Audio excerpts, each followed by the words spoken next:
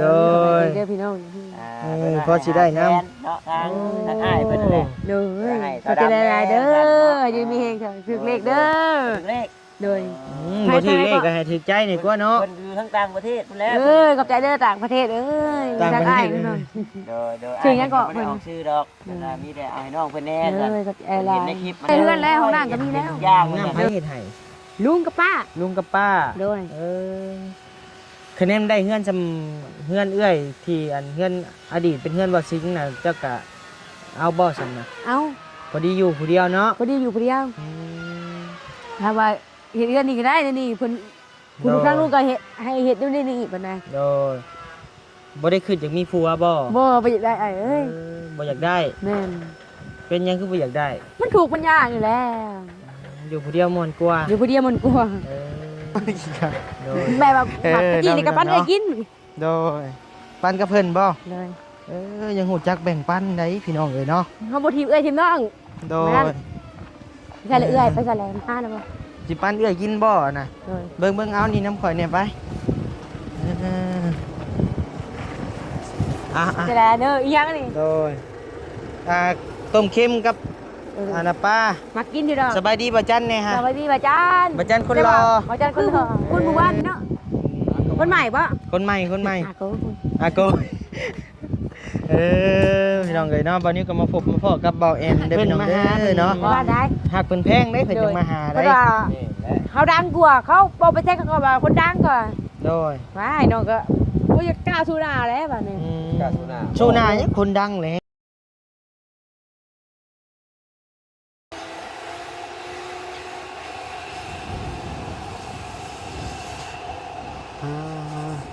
พี่น้องเลยเนาะเปิดคลิปเปิดภาพมาบาดนี้พี่น้องเลยเนาะเปิดมาหอบนี่ก็อยู่ในเตาถ่านเด้อพี่น้องเด้อเนาะเตาถ่านของญาติพี่น้องน้องดำเฮาเนาะพี่น้องเนาะเตาใหญ่ลีล้อนี่มันบ่ได้ฮอดพันสอบผู้บ่นี่พี่น้องเลยเนาะยาวคันลาดอยู่พี่น้องเลยเอาแต่พี่ไปหุ้นกันระดับ20 เมตรพี่น้องเลยเนาะ มันกับจิบุได้ฮอดพันกับห้วยเนาะพี่น้องเลยพี่น้องเนาะเอาเนาะพี่น้องเนาะเปิดคลิปเปิดภาพมาในมื้อนี้กับมาพบมาพอกับบาวนี้เช่นเก่าเช่นเคยเด้อพี่น้องเด้อเนาะทางปานิ้วกับเขามาเยี่ยมมายามทางน้องดำก่อนเนาะพี่น้องเนาะมาถามเรื่องราวเพิ่นเป็นมาจังใดเนาะพี่น้องเนาะทางปานิ้วกับเขามาแล้วมื้อวานนี้แต่ว่ากะบ่ได้ถามรายละเอียดเพิ่นคักปานใดเนาะพี่น้องเนาะก็เลยว่ามาเมื่อนี้ที่เขามาถามไทยถามข่าวเพิ่นเนาะพี่น้องเนาะเป็นอยู่จังใดไปมาจังใดพี่น้องเอ้ยโตเห็นหายหลายมือยังบ่แล้วอยู่เนาะตัวนี้เนาะโธ่พี่น้องเอ้ยเบิ่งเอาพี่น้องเอ้ยเนาะกราบทักทายสบายดีเด้อเนาะพี่น้องหมดทุกคู่ทุกคนบ่ว่าจะอยู่ฝั่งลาวฝั่งไทยหรือก็ต่างประเทศพี่น้องเอ้ยมาในมื้อนี้ก็มาอยู่ในเตาถ่านพี่น้องเอ้ยเนาะสบายดีเด้อโดย กำลังต้นบ่ใหม่บ่นี่แม่โอ้โดยเอาเลยใส่เบิ่งก่อนกำลังหายใส่กระสอบเนาะกำลังบรรจุพี่น้องเอ้ยบรรจุสินค้าพี่น้องเอ้ยเนาะธุรกิจมืดธุรกิจเผาถ่านต่อทั้งอันนี้เป็นของแม่ผู้เดียวเลยบ่เขาให้เพิ่น เขาให้เพิ่น ปั้นกันกับเจ้าไม้ โอ้โดยปั้นในได้สมุดได้100กับปั้นให้เพิ่นบ่เพิ่นเอา40สอบโอ้มันนี่ขายได้สอบเท่าไรแม่สอบ24โอ้โดยเด็กพี่น้องเห็นแล้วนี่นะหายไปที่ละสอบพี่น้องเลยใครแต่ว่าไม่เป็นไม่เพิ่นเนาะแบ่งให้เพิ่น40สอบ ไม่เสียดไม่หยังเพิ่นนั่นแหละพี่น้องเอ้ยจักมือแม่เพิ่นแม่จังได้อันเต้าหนึ่งนี่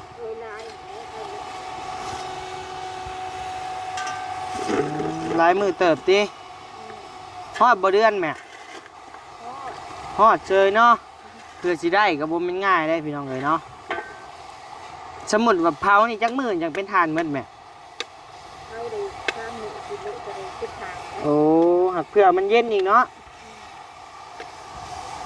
เอาน้ำบ่มาหดมัน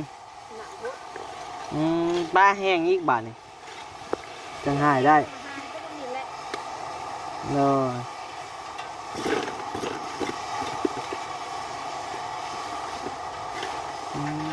พี่น้องเลย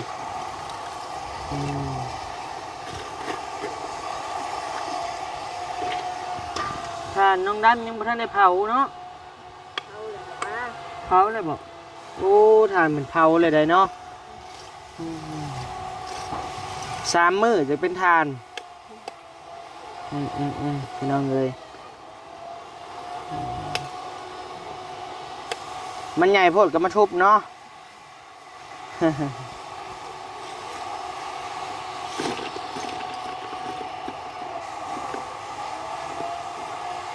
สมมุติให้หายเป็นก้อนใหญ่เลยบ่ได้บ่แม่มันบ่แจบได้น้อยเนาะยันเป็นว่าว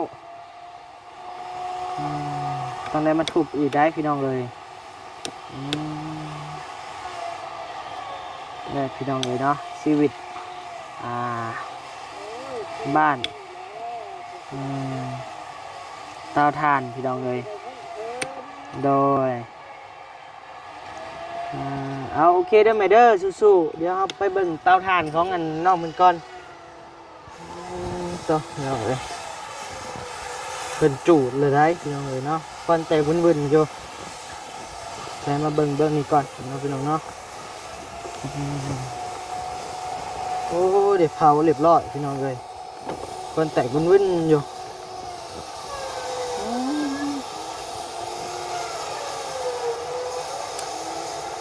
มาบ่ทันตอนเพิ่นจูดเนาะพี่น้องเนาะอยากรู้วิธีตอนเพิ่นจูดแนวใดเนาะพี่น้องเนาะก่อนแต่วุ่นๆอยู่พวก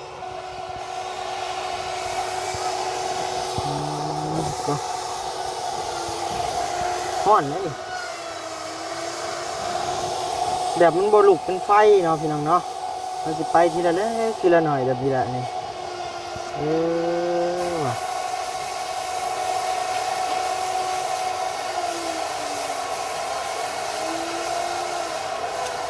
วันนี้บอกว่าเห็นจังนั้นมันจะสิไปกันหมดเลยนี่นะมันค่อยไปบ่นะพี่น้องเนาะหรือว่าแนวใดต้องได้รดน้ำมันตลอดบ่หรือแนวใด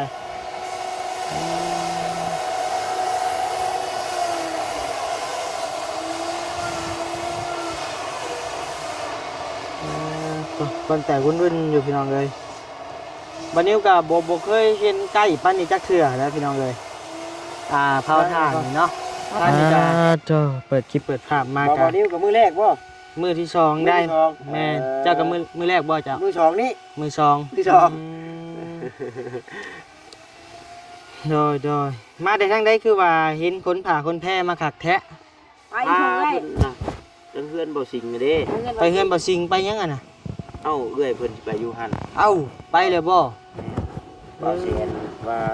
เอื้อยเพิ่นผู้โชคดีว่าซั่นเนาะได้ไปอยู่หั่นโอ้อยู่ดีก็ได้เฮือนเนาะโดยนั่นแหละคนบุญมีโดยคนบุญมีเนาะคนบ่ชินกับบุญมีไปได้บุญมีโดย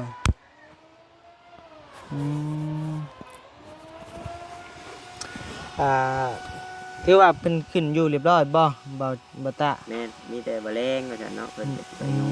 มื้อแรงไปอยู่เลยเจ้าเลยอยู่นี่คือเก่าบ่อันเน็บใส่อยู่นี่คือเก่า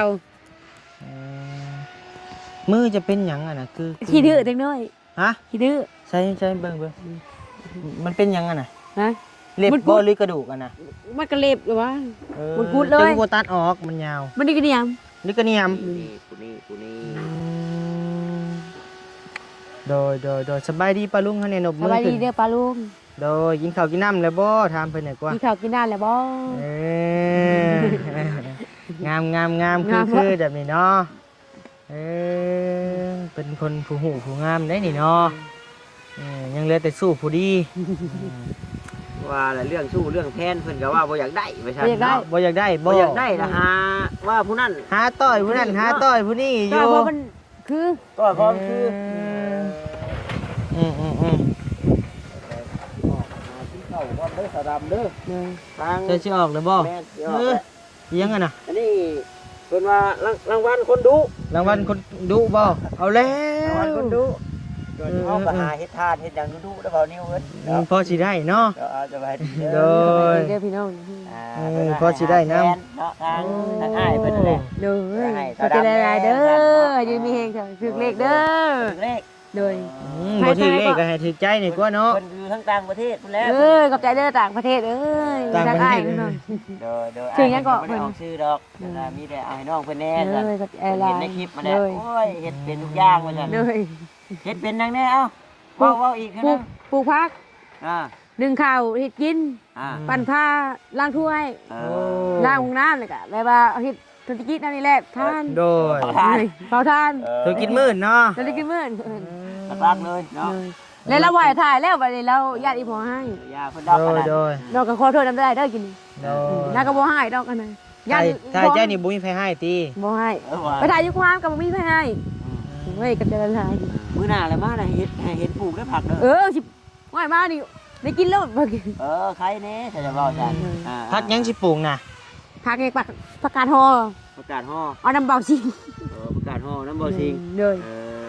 อ งานน้ำเบาชิงบ่ น้ำบ่สิงเนาะ เชิญน้องก็ได้เบาชิงมา เดี๋ยวนอนกับญาติบ่สิง เด้อ มีแต่ญาติบ่สิง เด้อ ต่อไปก็สิไปญาติแล้วบัดเราก็สิได้ เนาะ อยู่ มื้อนี้ก็เขาได้ข่าวแน่แมวก็ได้ โดย เขาบอกเอียงก็โอชิบ่โอโอลิบ่เอียง เบาลี่ เบาลี่ เป็นยังอ่ะน่ะเบาลี่เป็นยัง เพิ่นเอาข่าวก็มีมาให้ โอ้ เอ้ยจูลี่บ่ จูลี่ จูลี่เลย เพิ่นพากมาให้บ่ โดย โอ้ยดีใจนำเด้อเนาะ ได้ละหายดีแล้วเอ้ยก็ไปอยู่เพื่อนให ดี ม่ แล้วเอ้ยจูลี่เพิ่นหักเพิ่นหอมเนาะ แม่น เพิ่นเห็นจะดูมันน่ะแหละ โดย ดูมันต่อไปเด้อ แล้วก็งามได้จูลี่ฝากบอกเราเด้อเรางาม นี่ ใจดี ผากบอกรถนี่2กล้องเนี่ยเพิ่นเบิ่งอยู่ เราฝาก ติดตามเมื่อทุกคน ติดตามทุกคนขอบใจหลายเด้อจี้เด้อกับอ้ายพร้อม งบมือนึงก็ขอบใจแล้ว ขอบ กัน ใจเด้ออยู่ดีมีเฮงเด้อจูลี่เด้อกับอ้ายพร้อม โดย เอ้ยก็ได้เพื่อนใหม่เด้ ได้เพื่อนบ่ดีนะ กันที่ปุ๊กนี่เนี่ยเราเขาบอก พวกนี้เลยจัง ใช่มีแล้วบ่เงิน นี่ ปุ๊กนะ ปุ๊กอันนี้บ้างอันนี้ออกกับปุ๊ก มีแล้วบ่เงินคำแก้ว จ้าก็ยังบ่มีเลยนะ เอออันนี้เป็นดินเจ้าเองบ่ โดย เออ ลุงทางลุงก็ให้ปุ๊กเลยเรา โดย ได้ก็มีก็ขอบใจละลาย จังใดก็นั่งโอ้ลมกับเบานิ้วถ่าเด้อ โดย เดี๋ยวอ้ายออกเมื่อก่อน ครั ขอบ บใจหลายเด้อขอบใจหลายลืมมีแฮงสนามมีใหม่ได้เด้อปีก็งามเลยได้ งาม น้องหักล่างนี่เลย โอ้ยเนาะ บ่ ไปจัด ช่วงข้าว ว่าทีมงาน ที่ ถ่า ได้ อยู่หั่นเข้าเพิ่นอยาก โอ้ เข้า บ่แซนยังก็อยู่นะบ่ แม่นอยู่หั่น โอ้ นี่แหละลวงมาช่วงเพิ่น โดย ขอบใจหลายเด้ออยู่มีแฮงเด้อ เอาเดินทางปลอดภัยเด้อบ่าวต้าเด้อโดยสบายดี มื้อหน้ามาลีนใหม่มาถ่ายใหม่ดังนี่เนาะเขาก็ได้ ดังแล้วเจ้าดังแล้วคักแล้ว ไปได้คลิปอ้ายจ้ะเมื่อวาน ดังคือกัน คลิปน้องแค่ท่า บ่คลิปเจ้าหั่นแหละ บ่ ดังใน บ่ เจ้ามีแต่คนหักคนหอมเจ้าน่ะ เด้ออ้ายได้ทำบ่ได้มาบ่เตียง บ่เตียงจังน้อยบ่เตียงยังเกาะ เตียงนอน จังน้อย น้องก็ พี่น้องเอ้ย สะดวกคุยนำดอก สะดวก มา บ่ มาผู้เดียวบ่บัดนี้ มากับอ้าย มาแล้ว ไอ้ใหญ่ยาว ไอ้ยาว แม่น ทั้งใหญ่ทั้งยาว ทั้งใหญ่ทั้ง บาง ยา ที ว ก็จีมาผากแล้วนี่ โดย ใจละลาย โดยคอยก็มีอยู่ของผักอยู่ท้ายรถพวก โดยไม่ยัง จังน้อยก่อน โดย จังน้อยสิเซอร์ไพรส์ เนาะ อืม ไปญาติเขาก็เนี่ยก็บ่ชิง เจ้าบ่ ได้ชาเขาเบื่อได้โคก เออ ติบเข้าเกิดพน้องเว้า โดย ได้พักบ่นี่ ได้ เขา พั ก็ ก บ่ พร้อม เชนเนี่ย อืม บ่เชนเอาใหม่กับชะนอนบทนั้น โดย มาว่าชะบูนี่ให้น้องใส่น้องบ่ใส่รวมน้องว่าน้องจะติดเชื้อน้ำ อย่าติดเชื้อ จะติดเชื้อบ้า เออเชื้อบ้า โดย เอาว่าไปแล้วบา มั ด นก็บอกอย่าไปนอนในป่าในโคกในดง เจ้าคือฮู้บ่สิงน่ะ โอ้ ฮู้ในใช้เบิ่งคลิปบ่ กล้าเห็นตัวจริง เห็นตัวจริง โดย เห็นอยู่ไสน่ะ เห็นเดินทางเราเลาะทางเปล่า แล้วมาฮอดเจ้าพี่บ่ มองน้องไปซื้อของกินน้องก็เห็น โ เออ เนาอย่างเราทางแล้วคุณกระปูมาขายให้เทอละ10,000ให้เขาเจ้าอะไร โดย เนาะแล้วก็บ่มักดีน้องก็ว่าดีแล้ว โดยมันก็ยาเพิ่นเนาะ โดย บุญเพิ่นเฮ็ดมาสำนั้น เนาะเพิ่นแบบว่าเขาบ่ให้อยู่ให้แบบเพิ่นเอาหลักเครื่องไปขายเราเซลล์นะอ้าย แล้วแต่เพิ่นนั่นน่ะเฮา แล้วเพิ่นก็เอาโทรพีมาใส่เฮือนเฮ้ยน้องก็ย่านบ่ว่า ย่านบ่ ย่านเห็นฮอดบ่อนใต้ทุกๆเพิ่น อาญาแล้วเรื่องของเพิ่นเฮาบ่เว้ากับยาเนาะเออ ไปใส่กู ไปใช้อะน่ะ กูค้าน บ่อยู่นี่แล้ว อยู่ดีก็ได้บ่ อืม น้องก็ย่านได้เอ้ยว่าโอ้ย เดี๋ยว ระวังเด้อไปอยู่ในหันเด้อระวังเด้อ บ่ เด้อ ค่อยเห็นนั่นฐานเจ้าจุดเรียบร้อยติ เด้อติดเด้อ เอ้ยประมาณจักมื้อเก็บ 3มื้อ 3มื้อเก็บเลย เด้อ เอาน้ำนี่บ่ไปหด มามันฮด เออดูมันเนาะเจ้ากันเนาะ ดูบ่รู้บ่ไอ้จะบูบ่มันบ่รู้ปานใด บ่ฮู้เด้อว่ามันรู้หรือบ่รู้ คนสิผ้า ฮะ คนสิผ้ามันรู้ อืม ยาแลมันบ่รู้ดอกกัน น้ำเจ้าฮะ ธาตุนั่นแหละ บ่รู้ดอก บ่รู้ไปบนมือก็บ่รู้ โดย ดีใจแล้ว กิ เอ้ย นเลยบ่ข้าวน้ำ กินแล้ว อืม จะปีไก่แต่ว่าเลยปีไก่เขาชื่ออะไรเลย โดย หมอเซนเลยชื่ออะไร โอ้โดย ถ้าเอ้ยขึ้นทำไมมันนี่มื้อแรงเพิ่นละบ่ลงนอนพูดบ่ก็ได้ แรงเลยสิเขับไปนอน ลาวแล้วเอ้ยก็ได้ อืม กว้างได้อ้าย ฮะ กว้างได้ทรงโมเดิร์นเขาเอิ้น โดยเห็นอยู่ เหมาะ โดย เอาไปแล้ว เบิ่งแล้ว งามหน่อย งามถึง แล้วก็บ่เหมาะนี่แล้วเราบ่เอา เจ้าอยากได้บ่เฮือนซ้ำนะ อยากได้อยู่ โอ้ แต่เฮือนแล้วห้องน้ำก็มีแล้ว ห้องน้ำไผเฮ็ดให้ ลุงกับป้า ลุงกับป้า โดย เออคะแนนได้เฮือนซ้ำเฮือนเอื้อยที่อันเฮือนอดีตเป็นเฮือนบ่ซิงน่ะเจ้าก็เอาบ่ซ้ำนะ เอา พอดีอยู่ผู้เดียวเนาะ พอดีอยู่พอดียว อืม ถ้าว่าเฮ็ดเฮือนนี่ก็ได้นี่เพิ่นคุณ โดย ครั้งลูกก็เฮ็ดให้เฮ็ดอยู่นี่นี่ปานใด โดยบ่ได้คิดอยากมีผัวบ่ บ่อยากได้อ้ายเอ้ย บ่อยากได้ แม่น เป็นหยังคือบ่อยากได้ มันถูกมันยากอยู่แล้ว อยู่ผู้เดียวม่วนกว่า อยู่ผู้เดียวมันกลัว เออ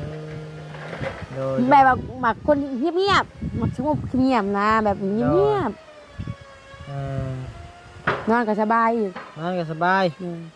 เออ ไปทางใดต่อไปอีกเนี่ยจากอันทิวแล้ว ฮะ เนี่ยจากอันจะโมงเลย นาทีบ่ นาทีแล้วลงลืมเลย หาแต่ได้16นาที นั่นเช้าจากนาที เอาเช้า อืม หูยได้พี่น้องเอ้ยเนาะ ไปทางยางไปแล้ว ไปใช้ แล้วหาเอื่อย ไปหาไผ หาเอื่อยแล้ว ไปหาเอื้อยเจ้าบ่ ไปหา ไปสบไปไปเอาของผักเลยเนาะ เลย โอ หา เค ที่ไหนทานให้เบิ้งให้ โดย FT โดยโดย คู่จะได้เปลี่ยนหน้าไม่ละ ไปน่ะไปเอาน้ำน่ะ โอ้ยคนงานกันแล้ว โอ้ คู่จะได้น่ะ โดย ว้าว ไป แล้ว ไปทางรถข่อยหูไป คู่ว่าเอาก็บ่มักแล้วบ่คู่ได้น้องเปลี่ยนหน้าไม่เลยก็ไปเอา โดย น้องจะจับผิดผัวจังไง จับเพิ่นเฮ็ดผัวอีก อ๋อ เนี่ยจะเป่งไว้หรือไปเอาเนาะ เลย ไปจับเป็นผัว มา เล ขี้ ย ข้านแบบนั้นนะไอ้ มาขี้ข้านเออ ตะกี้นี่กับปั้นเลยกิน โดยปันกับเพิ่นบ่ เลย ยังหูจักแบ่งปันได้พี่น้องเอ้ยเนาะ เขาบ่ทีมเอ้ยทีมน้อง โดย ใช่เลยเอ้ยไปใส่แรงมาแล้วบ่ สิปันเอื้อยกินบ่น่ะ เลย เบิ่งเอานี่น้ำข่อยเนี่ยไปเอออ่ะ ใส่แรงเด้ออีหยังนี่ โดยต้มเค็มกับน่ะป้า มากินอยู่ดอก สบายดีบ่จันเนี่ยฮะ สวัสดีบ่จาน บ่จันคนรอ ขอจานคนรอ นี่ก็น้องดำนะ เล โด ย ย กูเสพตาหมดก็อยู่ ก็แซ่บอยู่ได้โตเนาะ วัดเอาเนาะ เลย อยู่มานี่จักปีได้อยู่ ป่วยเลยสิหาปีเอ้า แต่ก่อนเจ้าไปอยู่ไสแต่ก่อน เกิดเล็กน้อยบ่มาแต่เล็กน้อยบ่ โดย เล็กน้อยก็ยืนนำบ่เฒ่าบ่เฒ่าตายแล้วก็มาอยู่น้ำป้ากับลุงบ่แย่บ่ได้หันเลยแลกข้างกัน บ่แม่นเฮียข้างกันอยู่นำมาเข้าบ้านแต่เห็นแต่ตาได้ข่อย เนาะ ลูกไปนั่ง ไป เนาะน้องดำสกุลจ้ำแก้วพี่น้อง บ่ นามสกุลกับคุณชนุดา อ่ะ อย่ามา เอ้าผู้ใดอันนี้น่ะ จักแล้ว น้องดำเบารอได้ได้ จักมามือหน่อย เอาพี่น้องเอ้ยใช่บ่แอนคือว่าก็เห็นเจ้าไปไทยแหละ มาแล้ว เอาคือมา จะไปเรียน นัดเพิ่นแล้ว บัดมืดเอาใช่น้องด ฮะ ำมายืนน้ำไอแอนก่อนกว่า สบายดีแอน โด เอา ย ตัวบ้านเร็ว มาได้มาบ่ดังมาไปอยู่อย่างมาเนาะ เออ ได้กินหนึ่งเลยกระดังนี่เนาะ ใช่เราขาวเราหล่อได้เปล่านี่ได้ คือคุณแล้วเนาะแต่ว่าบ่คือคนหมู่บ้านเนาะคนใหม่บ่ คนใหม่อาโก อาโกพี่น้องเอ้ยเนาะบัดนี้ก็มาพบมาพ้อกับเบาแอนเด้อพี่น้องเด้อเนาะ ไปบ้านได้ คือว่าเป็นจังไดไปมาจังไดคือว่าไปอยู่กรุงเทพกรุงไทยไอ้ ก็คืออันนี้ทางผู้รักผู้ใหญ่เพิ่นให้ไปเที่ยวนะ โอ้ไปเที่ยวซื่อบ่โอ้ เพิ่นมาเยี่ยมมายามบ้านเพิ่นก็เลยไปว่าเพิ่นหันไปเที่ยว ปีแม่จะได้ปี โอ้โดย ว่าเล็กๆน้อยๆนั่นแหละอ่านต้นไม้เพิ่นบ่หรือว่าจังซั่นนั่นแหละ โอ้ บ้านได้อ้าย อ้ายนี้ เลย โอ้ไปได้ ไม่ใช่ คุณ ไม่ใช่บอกว่านะแม่มาชื่ออ้าย อันเซโน เพิ่นเห็นทีแล้วก็มา ใช่จะยืนอีเฮียงกับเบาแอนมึงดูหาข่อยถ่ายคลิปก่อนอันถ่ายรูปก่อนจักบาทโอ้คือ ก็คือดับเบิลเพชรครับ โดยเอาขึ้นอยู่ บ่ อยู่ คลิปพะนะแบบ เป็นจังได๋ทำน้องนิ้วแล้วหรือบ่ กำลังไง กำลังอะไรกัน นาทีหนึง นาทีหนึง นาทีนึง แม่บอกยังเหลืออีกนาทีหนึง นาทีหนึง ทำจุ่มอ้ายเพิ่นแล้วหรือบ่ อ้ายสิทาน ยังเหลือทางไอ้จันอยู่ บ่นิ้วสิทานยังโตอ่ะน้องนี่ ฮะ ทานยังโตบัดนี้นะคะ ว้ายโอ้ยตกใจดิ โอ้ยเนาะสองมือเลยพี่น้องเอ้ยเนาะ วิวนี่โดนเติมแล้วเนาะ โอ้โหตั้งแต่เฮือนลุงอาจผู้ใดบ่ได้พ่อกับเบาแอนพี่น้องเอ้ย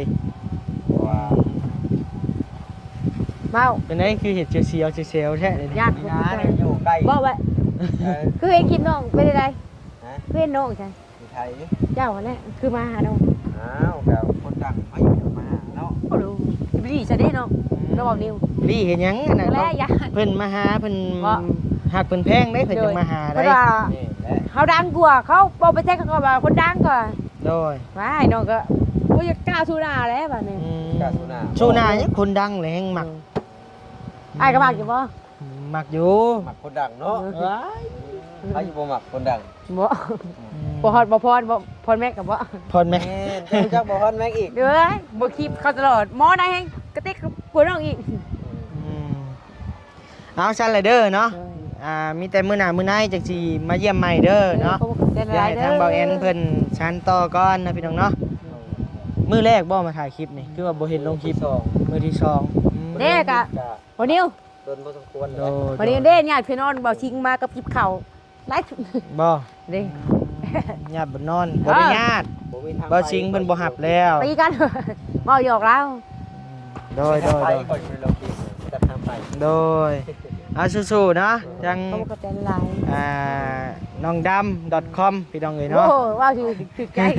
ถือใจบ่ ว่า .com ต้องรับ .com เลย ถือใจบ่ ใจ ชื่อดำหมึกบ่ดำเนาะ กับบ่รับ เอาขี้ทามาทาเป็นยังไงมันคือ แล้วว่าเราสังเกตแล้วอย่างนั้นแล้วการหลุดชัว ญาติแล้วอยู่ดู เอาเด้ออยู่ดีมีแฮงเด้ออัน ขอบคุณ น้องดำเด้อเนาะผัก